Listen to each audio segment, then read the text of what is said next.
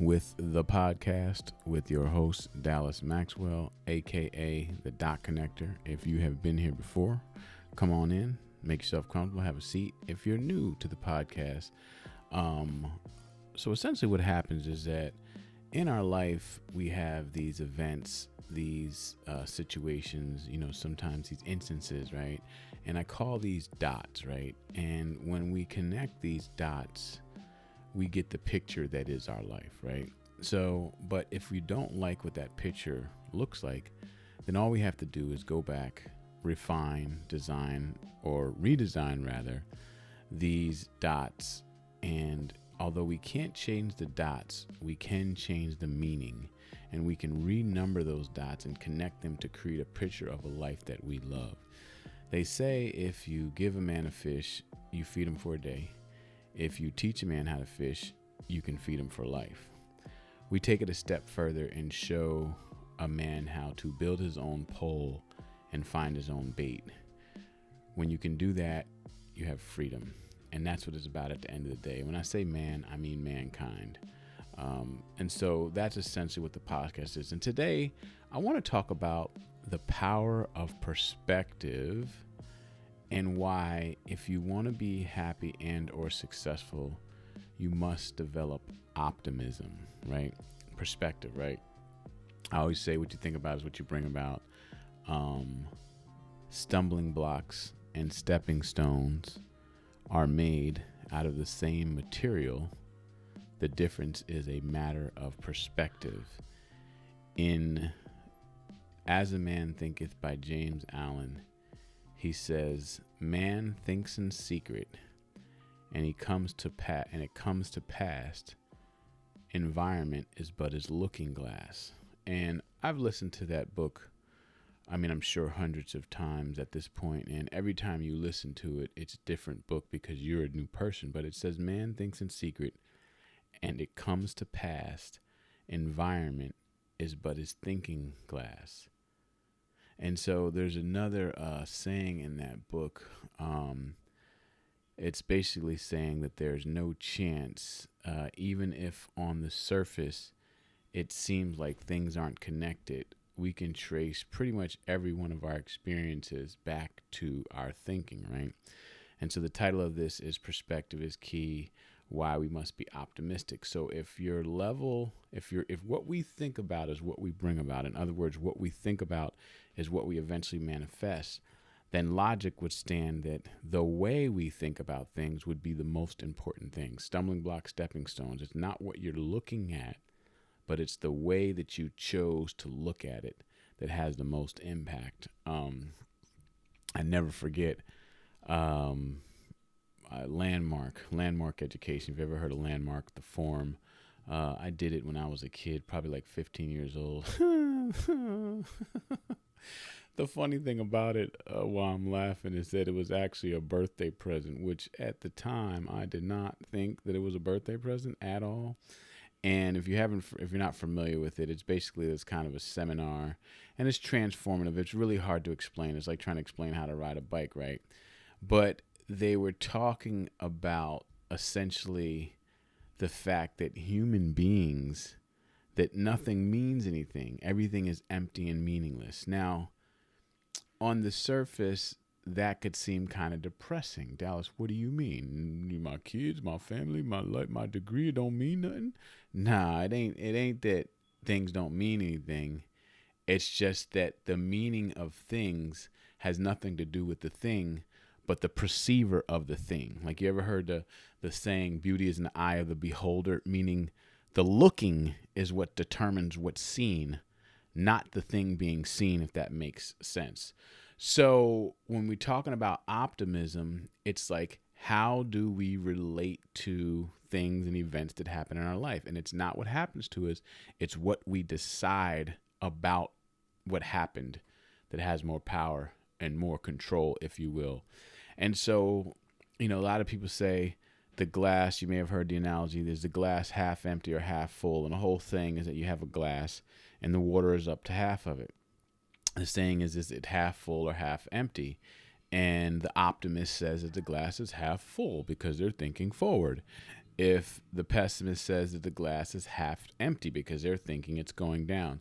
I'm of the opinion that the glass is 100% full, 50% water, 50% air. It's just a matter of thinking. And the reason why this is so important is that I didn't grow up having an optimistic outlook on things, right?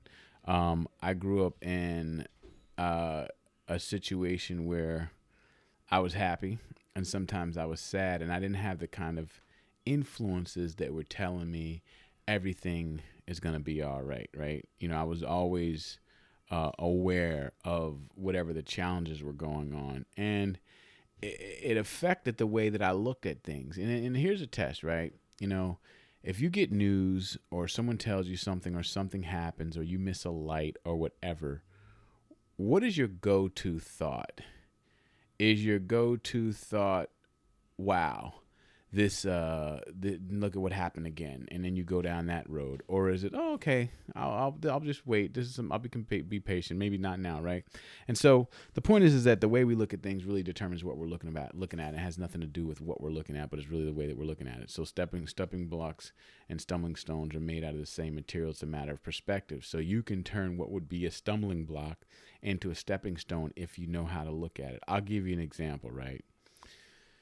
So yesterday, I filmed what was supposed to be my first interview podcast, which I had a guest. And I do podcasts like what I'm doing now, but I also plan on interviewing people and highlighting certain people. It was going to be local legends. Local legends is simply people that I may either know or know of that are shining in areas that I think are important, whether it's entrepreneurship, whether it's business, whether it's family, fatherhood, manhood, whatever the characteristic is, I wanted to highlight that. So I was really excited about doing this episode, right? And so I had my man on. We did a Zoom call, right? We had an amazing conversation, right? An amazing conversation. I don't even know how long it lasted, right? And I had this gut feeling, and the story is going to point to optimism or pessimism, right? I had this gut feeling, and my gut feeling was right. When I looked up, I realized that I had not even recorded the Zoom. And because of my training, right? So let me tell you the two perspectives on this, optimism and pessimism. My training told me one thing, but my old self would have thought that this was the end of the world. It was a waste of time.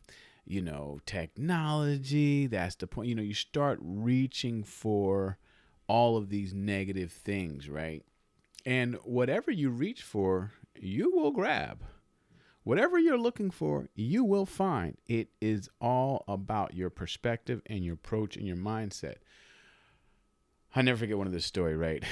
One of my mentors from afar, Jerry Clark, right?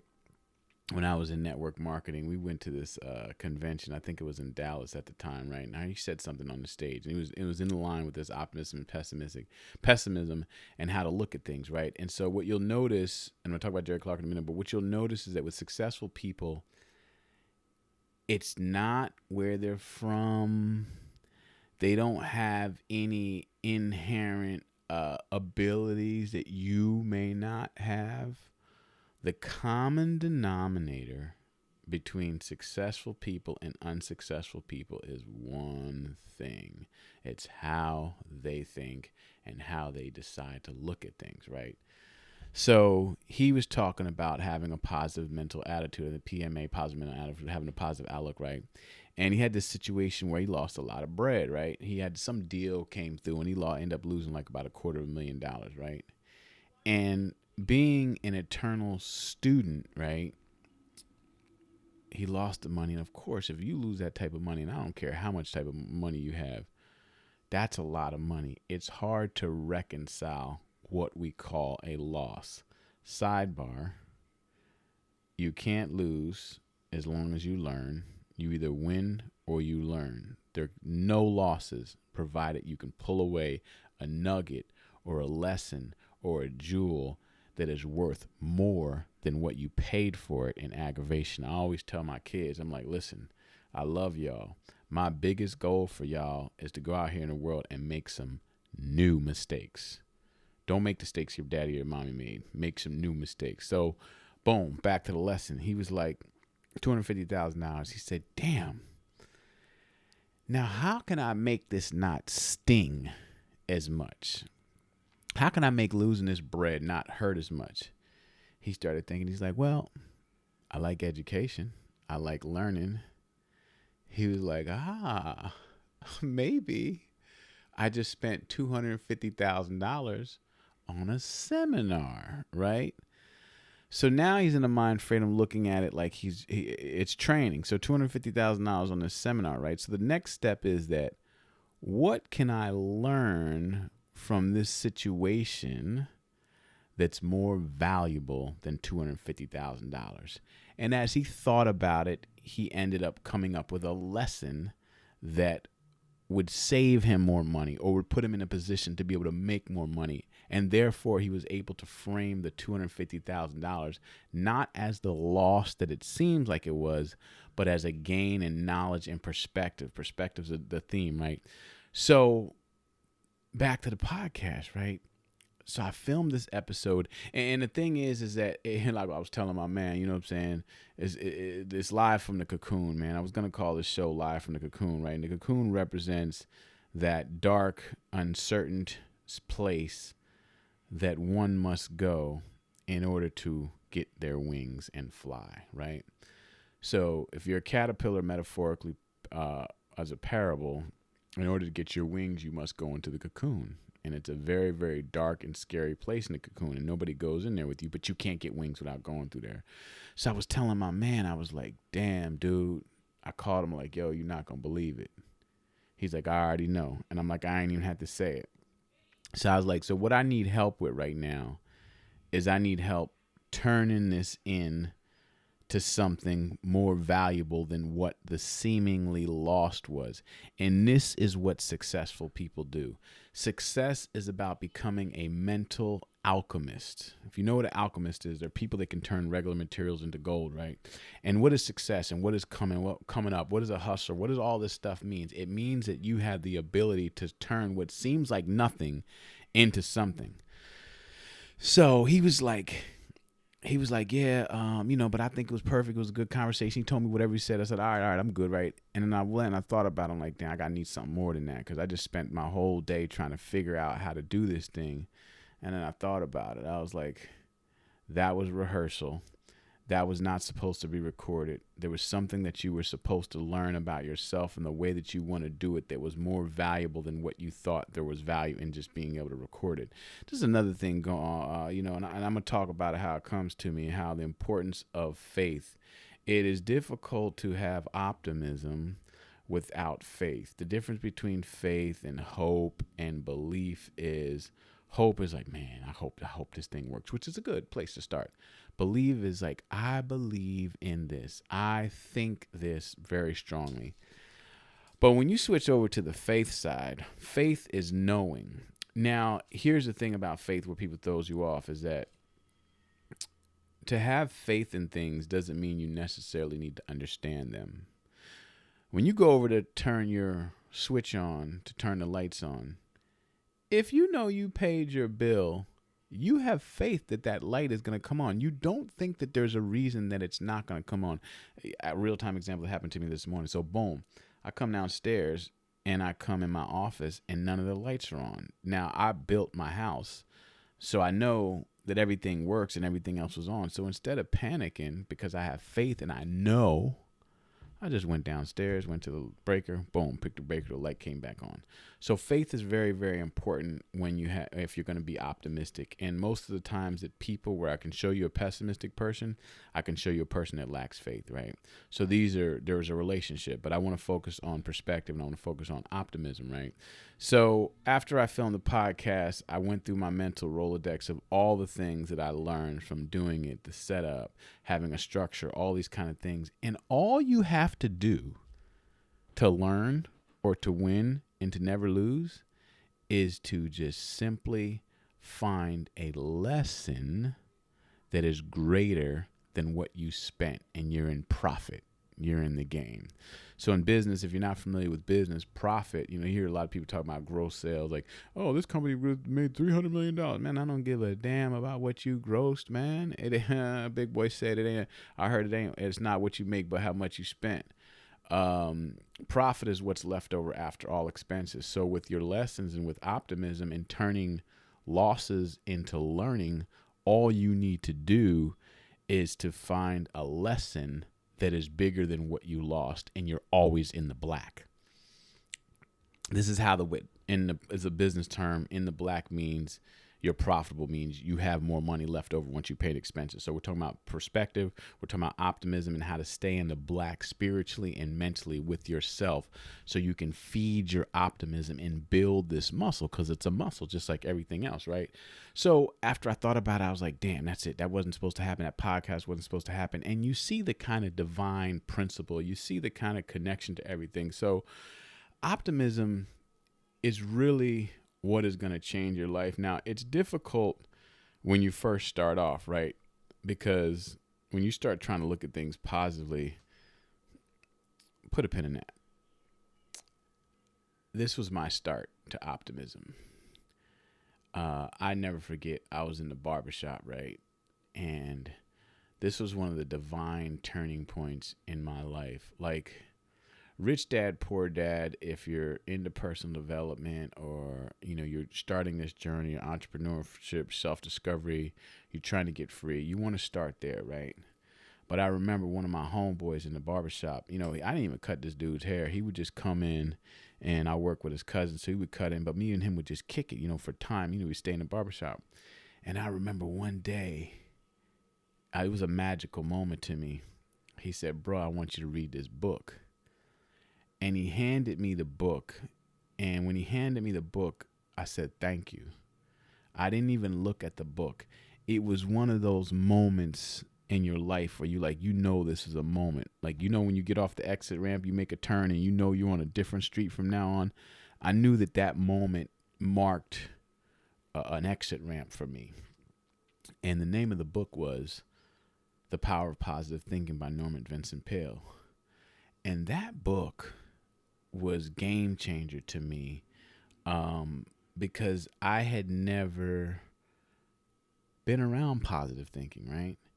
And so my pops, I was raised primarily by my father, right?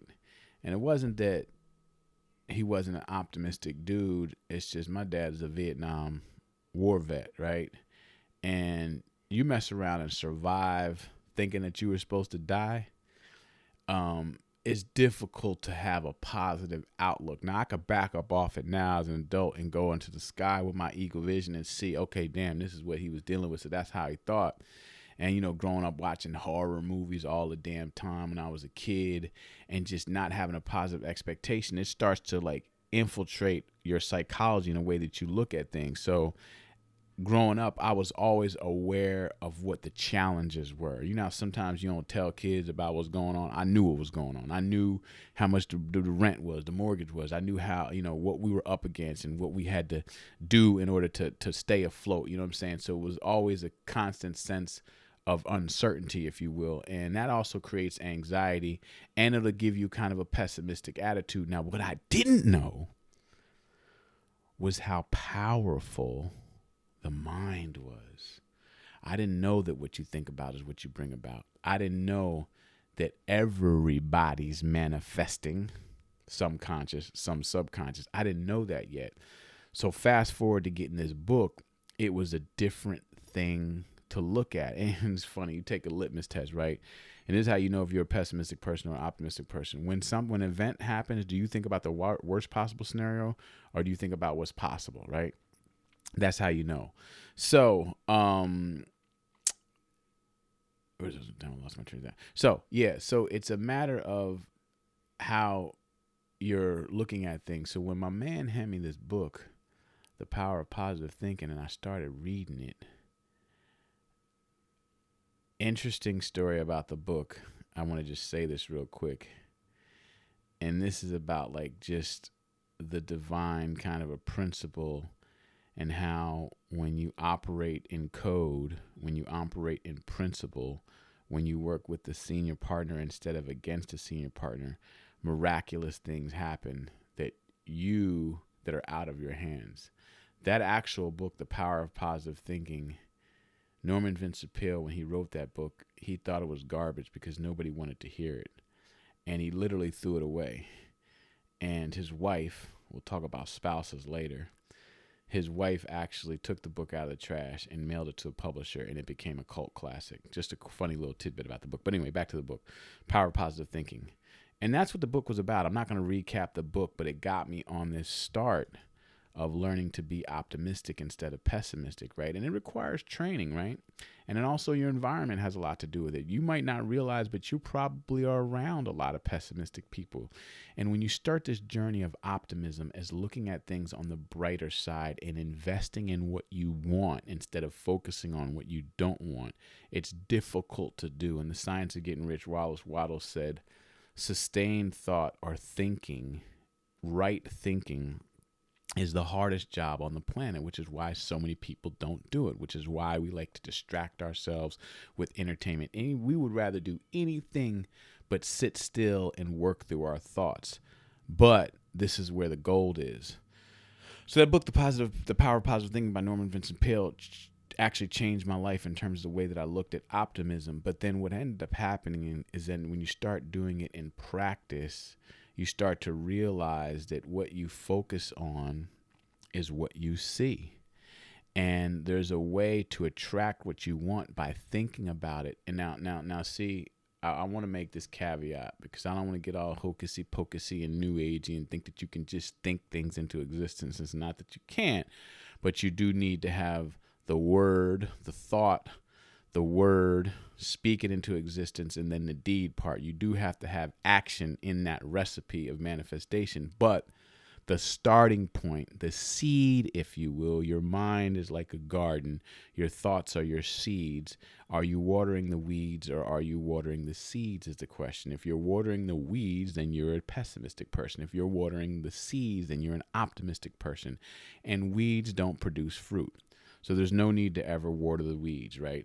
And worrying is really just negative goal setting. Most times people worry about things that won't happen, have not happened yet, and they spend a lot of energy thinking about what they would do if it happened, instead of believing in their ability to meet those challenges when they arise. So optimism is the key to your growth and your success, and I really just don't want people to underestimate how powerful it is.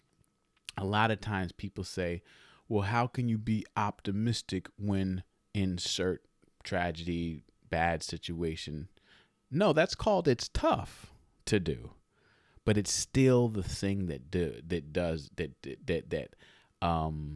will lift you up. I think about optimism and pessimism like front wheel and rear wheel drive. Now, this is not going to make that much sense to most people, but if you're ever driving in snow, you normally want a front wheel drive car because it pulls you. Optimism pushes you. Optimism pulls you towards what it is that you're thinking about, and pessimism pushes you towards what you're not, what you don't want. You understand the analogy? So that's what it is. So optimism is a very, very crucial part in terms of manifesting the things that we want, looking at things on the bright side, seeing the good in people, seeing the best in people. You know, a lot of times when people come to me, man, you're not going to believe me. I be swatting it, neoing it down, blah, blah, blah, blah. Man, I don't look at stuff like that, yo. I don't look at a person as just a bad person. I look at an ill-informed person that is underdeveloped. When a train falls off the track, we don't say it's a bad train. We say it's a train that's off the track. So a lot of what I'm doing with this podcast is essentially creating a tool. I call it a compass, but it's a philosophical compass. And your philosophy is the core of the way you navigate through the world. What you see and how you look at things determines what you see.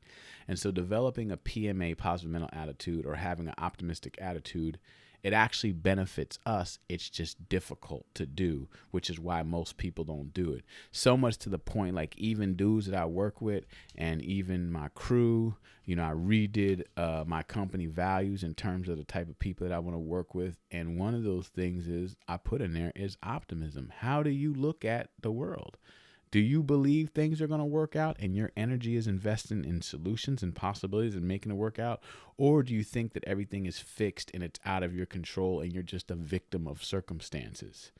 It's a game changer and it changes everything. I believe that you can become an optimistic person if you truly want to. I remember, oh man, one of my business partners, he said something to me. It was so simple, but it was so profound. And it was something like, because I'm an introvert, right? And if you watch my videos, you know that before. It's easy for me to do this, but in real life, I don't be really wanting to kick it like that with people. And I'm secretly nervous about people wasting my time or trying to put dirt on my carpet. I'm using the metaphor of coming on my carpet and putting dirt on it. So you got to guard your mind and your mental space the same way you would guard your own diet. What you put in your mouth versus what you put in your mind. What you put in your mind will impact everything, right? So I'm always conscious of that. And as far as the optimism, I was working with this dude, right? And everything about the way he looked at it is, oh man, you're not going to believe this. Guess what we got? I think we got a problem. I'm like, okay, so what's the solution? Well, the thing is, okay, so list the challenges, right? But where are we headed? Are we planning on stopping or are we planning on getting through this?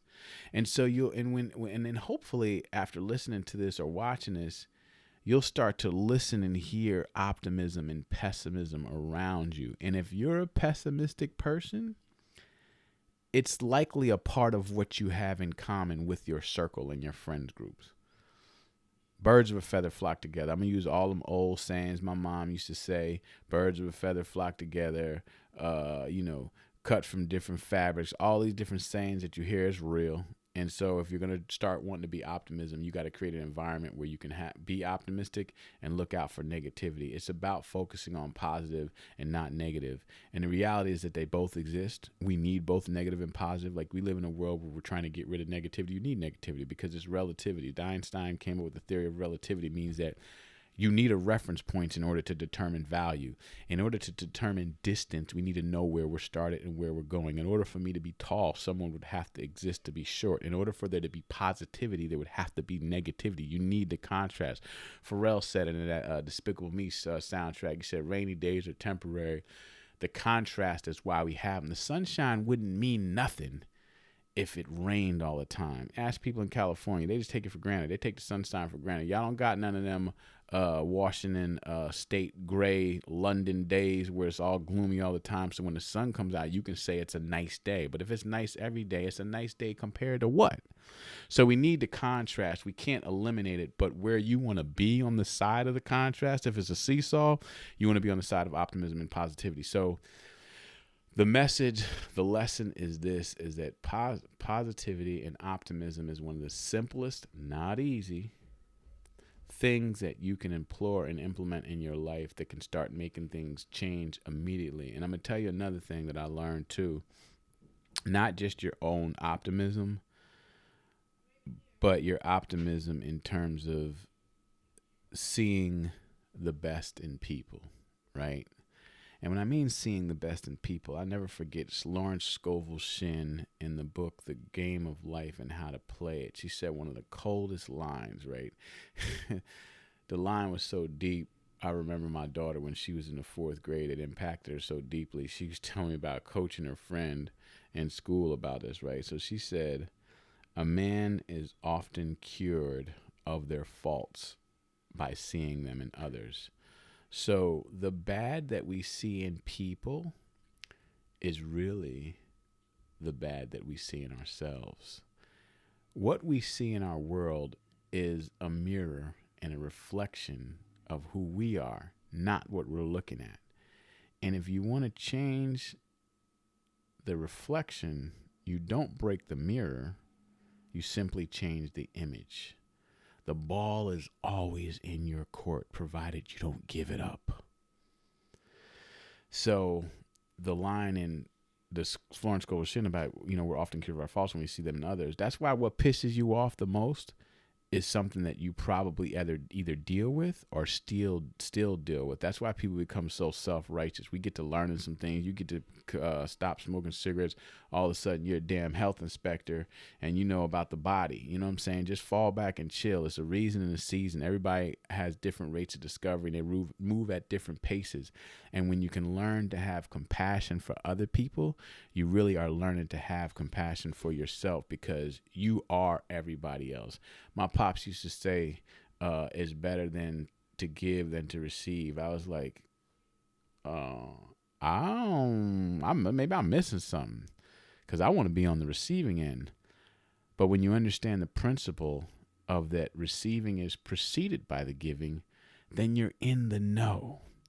My mission with this podcast, in addition to connecting the dots and showing people how to make a poll, my mission in life is to do one thing, and it's to cure the world of what I believe is the most debilitating disease on the planet that's ever plagued mankind, and that's ignorance. And ignorance is not being stupid. It's not meaning you're dumb or you're not capable. It just means you lack the knowledge, the awareness, and or the application of that knowledge. And so you just need to be schooled. If you knew better, you do better. And that's all of us, right? So optimism is the key to success. And any successful person, entrepreneur that I've ever met always had a positive expectancy for the future. They always looked at the bright side. You've never seen a happy person with a negative attitude. And you've never seen a negative person with a happy attitude. So just do the math on that. So that's it. Optimism. The glass is not half full. It's not half empty. It's 100% full, half air, half water. What you think about is what you bring about. Stepping blocks, stumbling stones come from the same factory. They come from different departments. I'm using metaphors, I'm using analogies, but the reality of it is the difference between a stepping block and a stumbling stone is a matter of perspective. It's how you're using that. Is that something that's tripping me up, or is that something I can use to step up? And you are in control of your point of view. You can choose at any time how you want to think about things. Will it change the things that you're thinking about immediately? Not immediately. But over time, you will see the highest return on optimism and even empathy, which is the cousin of optimism, if you can implement these in your day-to-day life and see the good in people, see the good in the situation, focus on what you want, not what you don't want. See the good in people, have patience and compassion for people. The dude that just cut you off in front of you in traffic, he's not just an asshole. Maybe he's late for a new job that he really wanted to get, and he's lost, and he's mad because he got up late because he started a conversation too long in his house, and now he's late for the job and he wants to make a first impression. You could relate to that. You could be like, all right, my bad. I feel you. You need to go faster. Now, that's why you cut me off. Have a little compassion, a little optimism, a little looking on the bright side. It'll change your life. I remember Charlie Brown. I forget that one dude, but he used to walk around with a cloud. Dude would have a cloud that was with him no matter where he was at. That's how it was, and that's how pessimistic it is. It's like a personalized, tailored rain cloud that you're walking around instead of personalized, tailored sunshine. Sometimes I used to be the people ask me, how's it going? I'd be like, it's magnificent, or it's great. It's like, damn, it's raining outside. How can you feel like that? Because my weather's on the inside. When your weather's on the inside, it don't matter what's going on the outside, and that's what optimism is.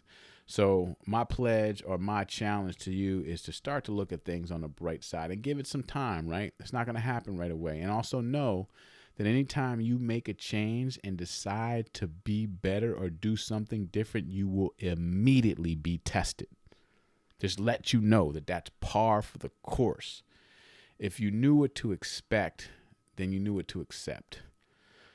So understand that when you make these shifts, there's going to be resistance because you're building new neural pathways, like your brain. So neural pathways, right? You think about grooves, right? You think about how when you go bowling, you don't know how to bowl, how the ball is dying to go into the gutter. That gutter lane is a neural pathway. These are grooves. There are ways of thinking that you're used to traveling. It's just the same way if you see water going down a driveway, it'll naturally gravitate towards the lowest point or the groove. These are called neural pathways, and we have these neural pathways that connect thoughts in our brains. But if we're trying to have a new behavior, we must create new neural pathways. But understand that nobody's going to want to use the pathway as it first started. I mean, you think about a path versus a trail. You know what I'm saying? If you go through the woods and you're trying to find a place that's the easiest to walk through, that's a path. So that's how neural pathways work. And I'm saying that to say is when you start this, understand that it's not going to be instant. But if you practice it over time, usually 30 days to get it popping, then you can create a new pathway, a new neural pathway, a new route of thinking that will inevitably produce the new result. We can't stay the same, be the same, and expect to get different results. And the simplest low-hanging fruit thing that you can do is start to develop a positive mental attitude and develop optimism. So that's what it is.